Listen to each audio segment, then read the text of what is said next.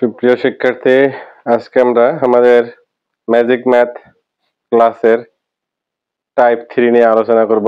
আমাদের আজকে টাইপ 3 এর আলোচনার বিষয় হচ্ছে মুনাফার হার নির্ণয়। কিভাবে আমরা মুনাফার হার নির্ণয় করব। এর আগে আমরা নির্ণয় করেছিলাম মুনাফা বা সুদ, তারপরে সময় যদি মাসে উল্লেখ থাকে, সে দ্বিতীয় টাইপে ছিল আমাদের সময় যদি মাসে উল্লেখ থাকলে তাহলে আমরা কিভাবে সেটা নির্ণয় করব, সেটা ছিল আমাদের টাইপ 2।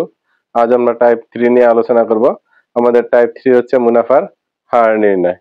আমাদের মুনাফার হার নির্ণয় করার ক্ষেত্রে এখানে ম্যাজিক ম্যাথ শর্টকাট একটা সূত্র, R equal I by PN, R equal I by PN, অর্থাৎ এই আইটা হলো আমাদের মুনাফা, আর হচ্ছে মুনাফার হার, পি আসল, এন হচ্ছে সময়। তাহলে সবচেয়ে এটা খুব সহজ আর কি এ ধরনের অঙ্ক করা।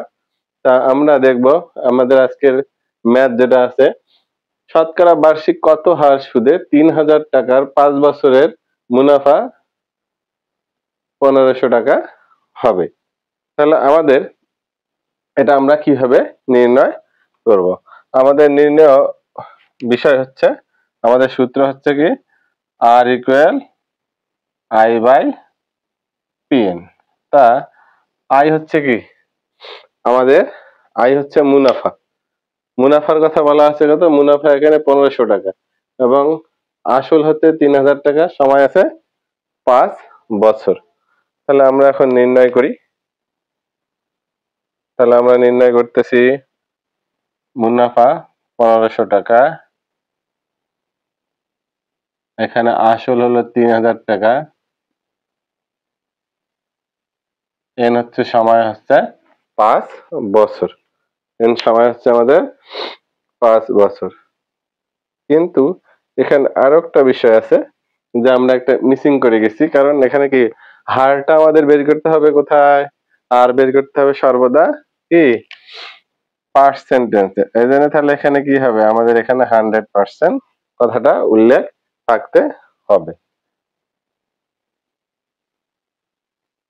100% কথা যদি উল্লেখ না থাকে তাহলে এই অঙ্কের কি সলিউশন হবে না, কারণ আর মানে হচ্ছে হার, আর উদ্দেশ্য, লেখার উদ্দেশ্য হচ্ছে হার।